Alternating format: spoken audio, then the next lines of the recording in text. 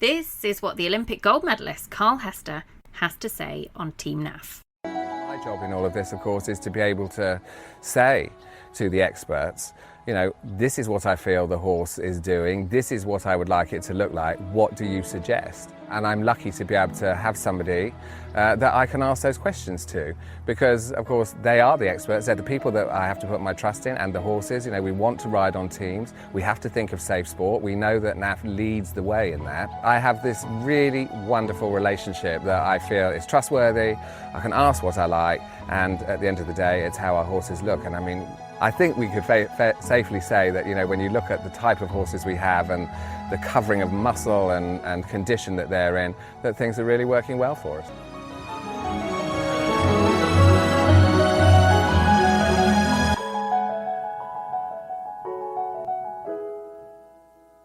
Oh God, it's so exciting. Happy Hail Bob Day. It is a happy Hail Bob Day. That was Arilo coming in for competition.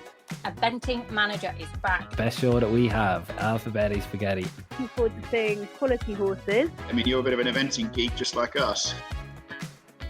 Welcome to the Ratings Eventing podcast and a cup of tea show, very kindly supported by our lovely friends at NAF. And we have got, listeners, a very exciting few weeks coming up for you, because the countdown is on to the NAF 5-star Bramham BE80 Championships. It is the first time the BE80 Championships are being held on the hallowed turf at Bramham, and we are looking forward to seeing just how all the action unfolds. We, of course, had the Voltaire Design Grassroots Championships at Badminton a few weeks ago, and now it is the turn of the 80s. So we have caught up with a young lady who is Bramham bound, Lucy Butcher. Thank you very much for coming on the show.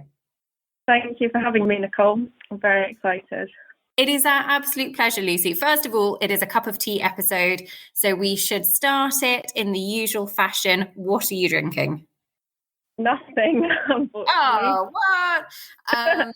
Well, to be fair, I think I'm about to join the Nothing Club, because I have about a centimetre left of my squash, and then that is it. It is, to set the scene for you listeners, about 3:00 on a Friday. So this time in 2 weeks, Bramham will be done and dusted. We've got a couple of weeks to go, and the countdown is very much on. But first of all, let's get to know you. So tell us a bit about yourself and sort of how your journey into eventing started. Where did the love come from?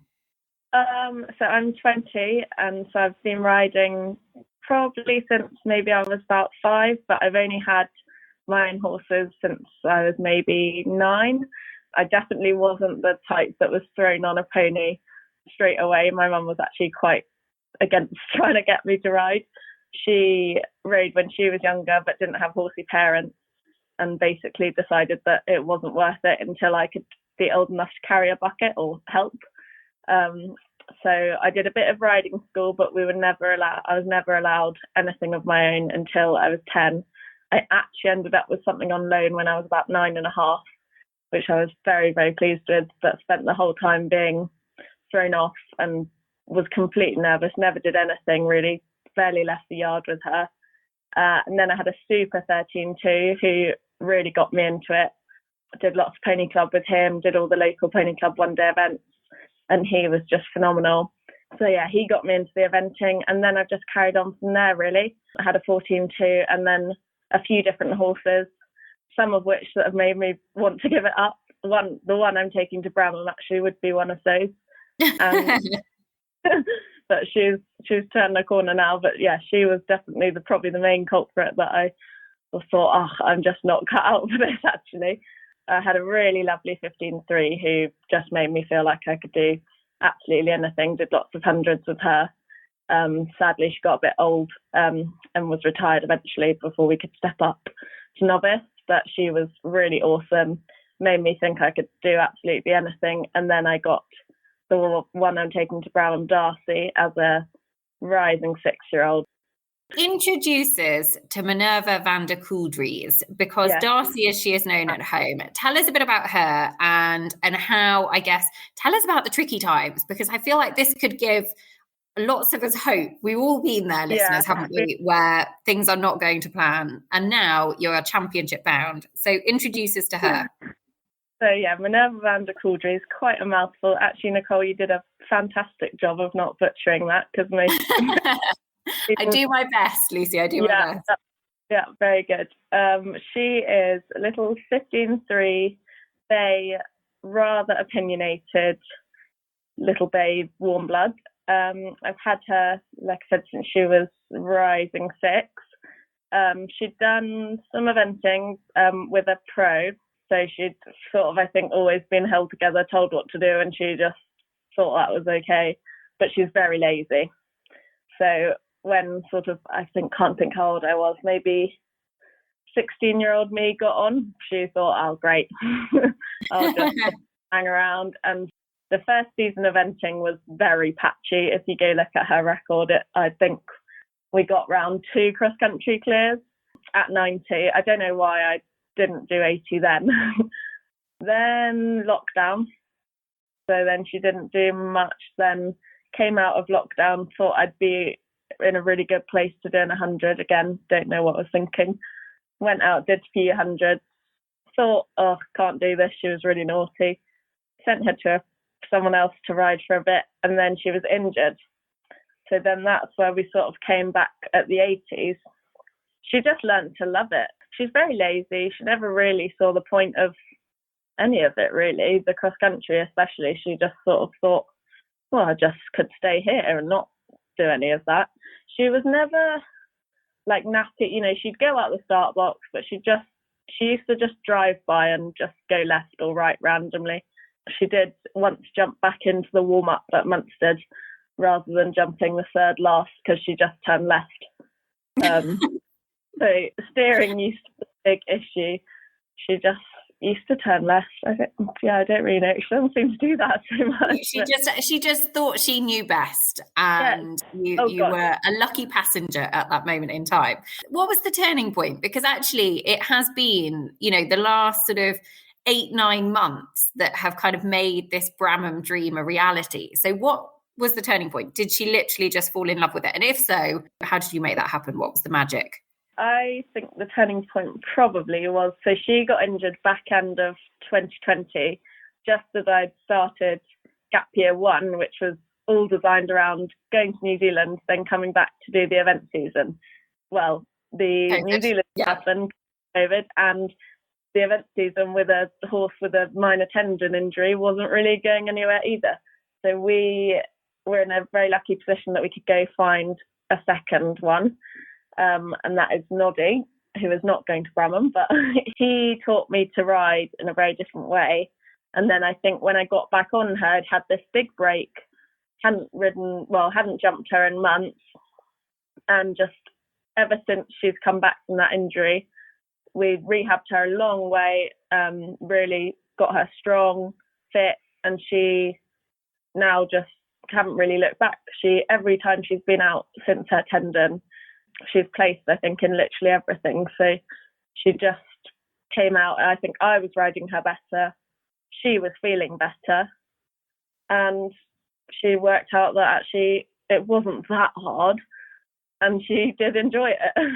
And she could have quite a nice time. And actually, you said, she has been in great form this year. She was second at Munstead. I think she was fourth at Ascot. And then she's had a couple of wins as well, including the area festival qualifier at Fell Place, where you ticked your qualifying box for the NAF 5-star Bramham BE80 championships. Was that always a target for you? Had you sort of thought, actually, I would love to be able to aim for something like that? Well, I tell you where the Bramham sort of dream started. I think it was in sort of some horrible dark day in January or February, and I was literally just scrolling through Instagram, and the BE post came up about Bramham this year, because obviously it's been a tricky few years with the 80 championships not happening, and I don't know, I just never really had known about it before, and then that popped up, and I thought, oh, Darcy would be good for that. That would be a nice thing to aim for. And because it was the direct qualification for this year, so she actually qualified for this year at Bramham at Solihull. Okay, and yeah. So Pearl was for next year. Beg your pardon. Oh, so you've already ticked off next year's as well at the same time. Amazing. Yeah. Double the fun, Lucy. Yeah. and I did Tweezledown at the end of last year, and I came fourth, but I would have won if I hadn't gone too fast, which was very annoying. And I then spent the whole start of the season going, well, this is fine. I can just do an 80. All I have to do is win it. That's very easy. All you have to do. You know, I was so close to that. I went into the season, I thought, well, that's all right. We can do that. We were so close. I just need to go a bit slower. Fine. And then, Munstead, she meant to run at Moreton, but she got colic and then got kicked in the field. So Munstead, she'd been on pretty much box rest and walking out hacking until about 2 days before, when the vet said, you could run her. I'll just leave the staples in and it'll be all right. And then she came so close at Munstead, and I just thought, oh God, I'm never going to get this. And then, Solihull was the 1 week before the cut-off, which was end of April. I was so nervous. I've never been so nervous at an event. I was leading after the dressage, but I was fifth on, so I had to wait basically the rest of the afternoon for someone to just ahead of me. And then I show jumped clear, so going into cross country, which has never been her strongest phase, was terrifying. I had to slow down a little bit because she can run quite fast. And then Furl was really, I went there with a sort of aim of the prep run, because it was the long arena and the same test for Bramham, and I knew it would be a solid course. I thought that's a great prep run. I wasn't going there with the aim to win it at all. So that was really fantastic as well. So have you ever been to Bramham before? No, never. It's quite a long way for us. I was going to say, because you're quite far south in England, aren't you? And Bramham's, I think you could class Bramham, a lot of people would class Bramham in the north. It's sort of the middle of north. So it's quite a trek for you guys. Who are you taking with you? Are you making a trip out of it? Are you sort of going for a few days? How does your journey look? So we will leave on Monday, not quite next Monday, but 2 Mondays' time, when we're recording this. And then, because I've got dressage late on Tuesday. So we're going to go on the Monday anyway, because it's quite a long trip, and our lorry is very temperamental. So the plan is that if it doesn't go anywhere, we'd still have time to find something and go on Tuesday morning, if worst case scenario, essentially. I will be going with my mum, who is key, everything. She's amazing with the horses. Absolutely couldn't do it without her. So she will be behind the wheel of a hopefully starting and running, moving truck. I would have loved to stay up there the whole week, but unfortunately my auntie's come over from New Zealand. Well, not unfortunately, it's lovely that my auntie's come from New Zealand for June. So we can't really spend the whole week up there because she'll be here and we need to sort of see her a bit. So we will be coming home Thursday night. But hopefully that's fair enough.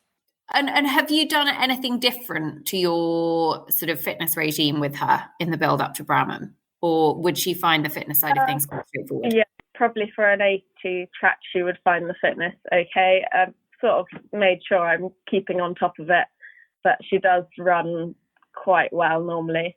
She's normally a little bit fast, so I'm hoping. Fair enough. And have you thought about the fact that you're going to be jumping an Ian Stark track? I mean, that's pretty cool.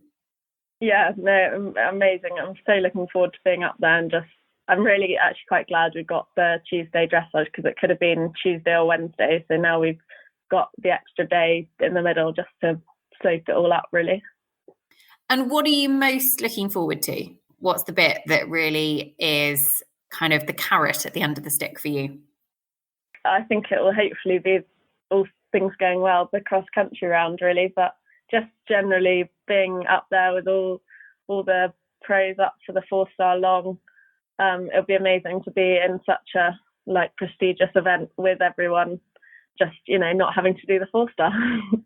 It will be very cool. And I'll be honest, so the championships are a new thing at Bramham this year, and NAF have come on board to support them, and very, very excited to have them on board. And they're massively passionate about sort of grassroots eventing, and it's I think going to be something that I hope is a real success, because we've seen how the Voltaire Design Grassroots Championships is that real sort of inspiration to be able to ride at a venue such as Badminton and Bramham. You know, it's the same sort of iconic event. And actually for people to be able to compete at is just so incredible, alongside some really top names, as you say. You are, just to clarify, the qualification procedure, because some people might be qualified and they not realise. Because it was slightly different this year to last year. So basically, if you placed first in any BE80 section run between the 3rd of May 2021, so last year, and the 1st of May this year. So if you won any BE80 section, then you would be qualified and eligible to go. So, hey, have a look at those entries. Look, Lucy, it has been an absolute pleasure to talk to you. Good luck at Bramham. Enjoy it. And we will be cheering you on. I'm sure plenty of our listeners will be cheering you on as well. No pressure then. Thank you very much, Nicole. Absolute pleasure. Lucy, good luck. Listeners, we hope that you've enjoyed a little insight into what it is like to be preparing to compete at those NAF 5-star Bramham BE80 Championships, which will be coming up very shortly. Do stay tuned. We've got loads of content coming your way over Bramham. And it is a big few weeks, actually, on the show, because we've got Mill Street, Bramham, Lemoulen, Aachen isn't in the too distant future either. So lots in store. For now, that is all we've got time for. And we'll be back soon with more on the Echo Ratings Eventing Podcast. Thank you for listening to the Echo Ratings Eventing Podcast. Have a wonderful day, everybody. And I look forward to having you back with us soon. Don't forget to follow us on Facebook and Instagram for more. Listeners, we'll speak to you again soon.